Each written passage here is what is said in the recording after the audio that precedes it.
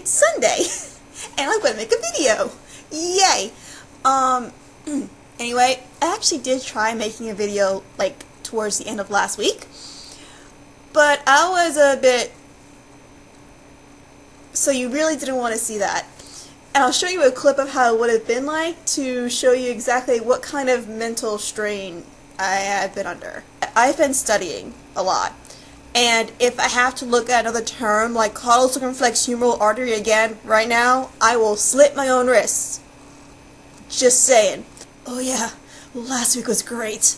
And this week, even better. So this weekend I've been trying to just study a little for the tests I have this week, and also write for NaNoWriMo. And NaNoWriMo is just not working. I have a serious case of mental constipation. It stays in there, and I can't make it come out on paper. However, I did write a poem, which I haven't done in a very long time, and that felt good. So I'm going to post a link in the sidebar to my DeviantArt profile if anyone wants to read the poetry I have up on there, because I like writing poetry. And if I had a choice to become published, I would rather publish a book of poetry. But it's even more difficult to publish than a book of prose. So I'm going to show you a bit of what I managed to film, like, during my obsession time with studying, because I have to take a break every once in a while, and I filmed something during that kind of goes with what I want to talk about today. So I'll show you that right now. We'll talk about inspiration, because I need some right now to keep studying. And there are a few books that I use to help propel me towards something, because it's science, and science can sometimes be pretty dry, but it's also really exciting. And this is one of my inspiration books to show you. You see? It's called The Scientist by John Gribben. He's the same author as The Search for Schrodinger's Cat. You can decide whether the cat's alive or dead. But this particular book has a bunch of anecdotes and different histories about scientists throughout history, starting from the Renaissance era all the way to modern times. It's really good because it has all these, like, behind-the-scenes type things, all these different scientists. And it has pictures and everything too, so it's really cool. And I just flip through it sometimes and read different things.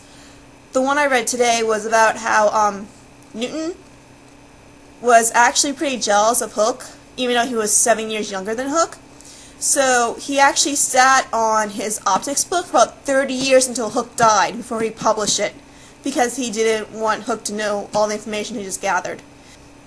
Just something for you. That's one of my inspiration books.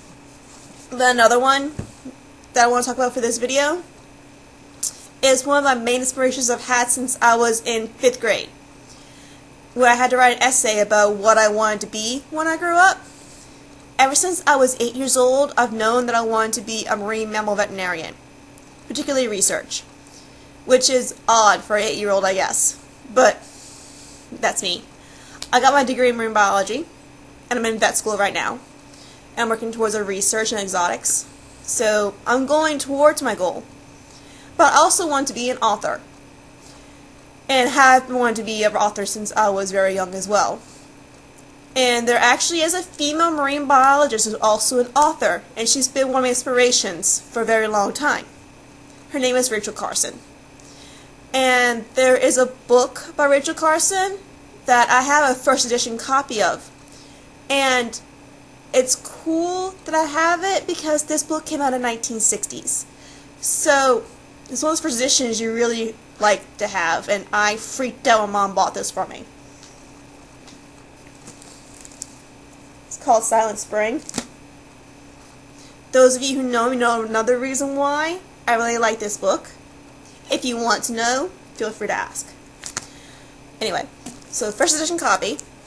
And if you don't know what Silent Spring is about, it's about the effects of DDT on the environment back in the 1930s, and how even up to 1960 it was still going on, still affecting the environment, and how it needed to stop. And it was banned. It was banned. And for those of you who don't know, DDT is actually still out there because it's been half-lifing.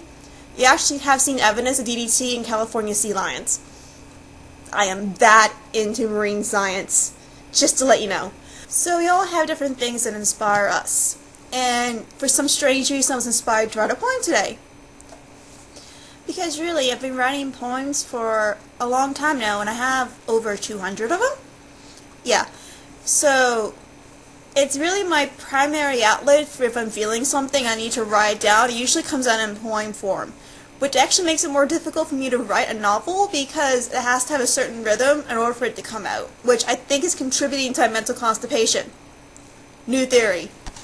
So how about you tell me what inspires you, if you so wish. You can make a comment down in the comment box, either on this channel, or you can go to my DeviantArt, like I showed you before, and write what you feel. I want to hear your thoughts. So, let me know. Till next time.